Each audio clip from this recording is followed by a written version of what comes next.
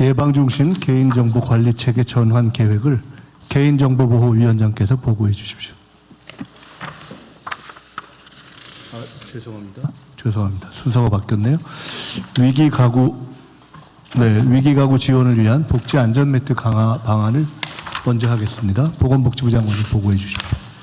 네, 위기가구 지원을 위한 복지 안전매트 강화 방안을 보고드리겠습니다. 최근 아동 양육가구 또 노인 돌봄 가구의 위기가구 사망 사건을 계기로 기존의 복지제도의 미비점을 현장과 면밀하게 검토하여 관계부처 합동으로 대책을 마련했습니다.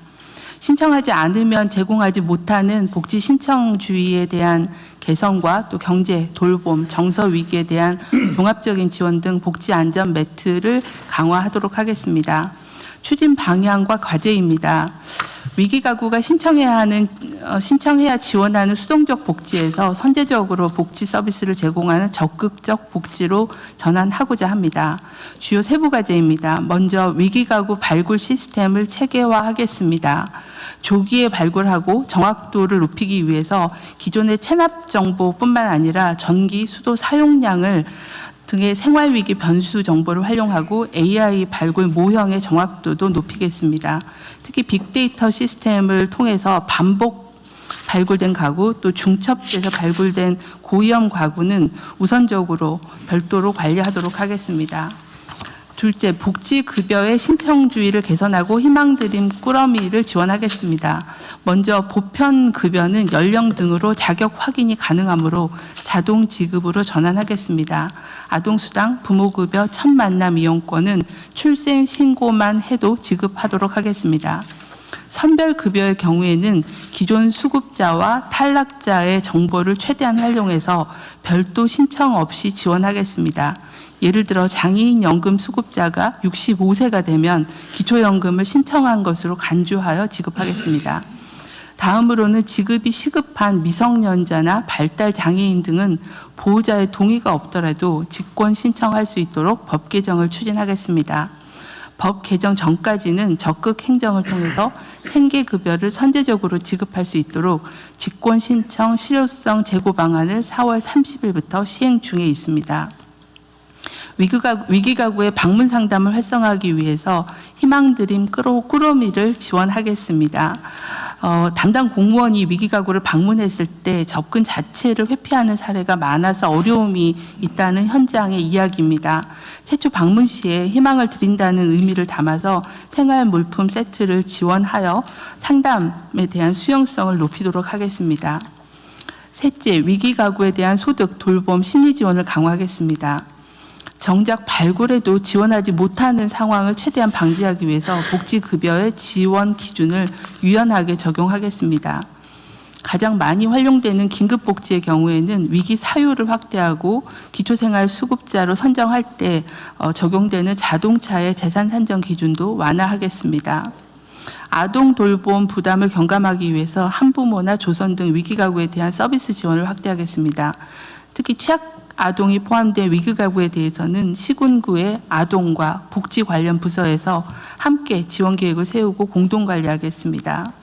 아울러 아동 양육자에 대해서는 수사 재판 시에 양형을 고려하고 또 체포 구속 시에도 아동 보호 조치를 의뢰하는 등 형사 절차 전반의 아동 보호 체계도 강화하겠습니다.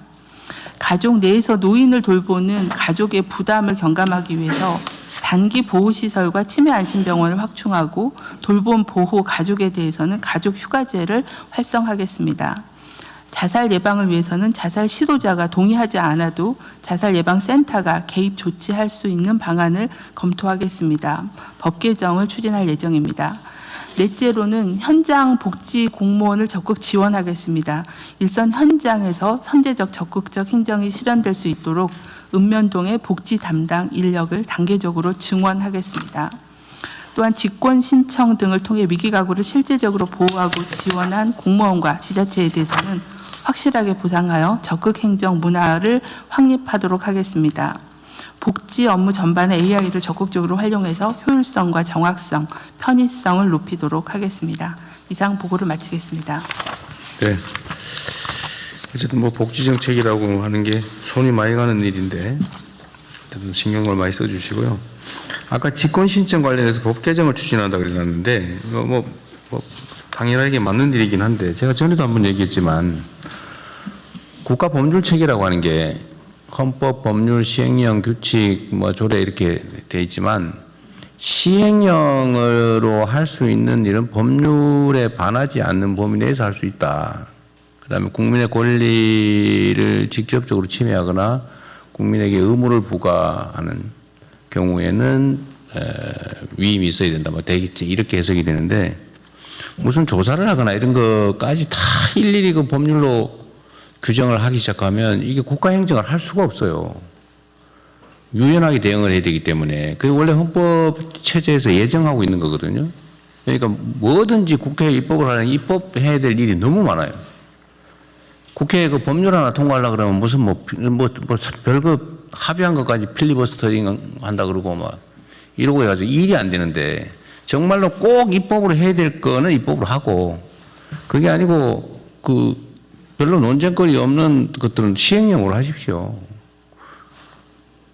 그 너무 다 입법으로 맡기려고 하는 경향이 있어요. 그러니까 직접적으로 예를 들면 무슨 누군가에게 혜택을 주기 위한 조사를 하는데 이게 꼭 법률의 위임이 직접 위임이 필요하냐? 제가 보기엔 아닌 것 같은데요. 조사해가지고 혜택 주겠다는데 그거를 꼭 법률에 물론 조사하면 내가 혹시 침해될지도 몰라 이런 식으로 하면 위임이라고 하는 게 아예 법 시행령이라고 하는 게 아예 의미가 없어지죠. 이렇게까지 해야 되냐 이런 것까지 꼭 그 국회 입법을 해야 되냐 이거 좀 과한 것 같아요. 요건 이제 요거 때문에 그런 게 아니고 일반적으로 말씀드리는 겁니다. 가능하면 과거에 전 정부들은 아니 법률에 반해가지고 시행령 만들어가지고 한 것도 지금 그냥 그대로 유지되고 있잖아요. 근데 그거 조사해보라고 했는데 그런 거. 지금 정비 중입니다. 네. 그것도 다 유효하다고 했지 그거 무효라고 한 경우 하나도 없어요. 우리가 그런 거 하자는 건 아니고 법률에 반해서 정말로 무슨 뭐 이상한 시행령 만들어가지고 하는 이런 걸 하자는 게 아니고 특별히 문제가 없는 경우는 웬만하면 시행령으로 하십시오. 법률 개정하려면 너무 힘들어요. 그리고 국회도 너무 부담이 커요. 그 쓸데없이 정치적 쟁점화되고. 예, 네. 웬만한 거는 각 부처청이 다 마찬가지입니다. 네, 법제처장입니다. 한 가지만 네. 부연 설명드리겠습니다. 네. 말씀하신 대로 지금 각 부처에서는 조그만 변화가 주더라도 법률로 가려고 하는 경향이 있습니다. 근데 사전에 저희 법제처에 협의를 해주시면 저희가 시행령단으로 할 수 있는 부분들에 대해서 충분히 여지를 검토하도록 하겠습니다. 그 좋은 생각이에요. 일을 쉽고 일이 되게 하자고 하는 거지 우리가 규정을 만들기 위해서 일하는 건 아니거든요. 실용적으로 목표에 맞게. 네. 나쁜 짓 안 하면 됩니다. 네, 다음은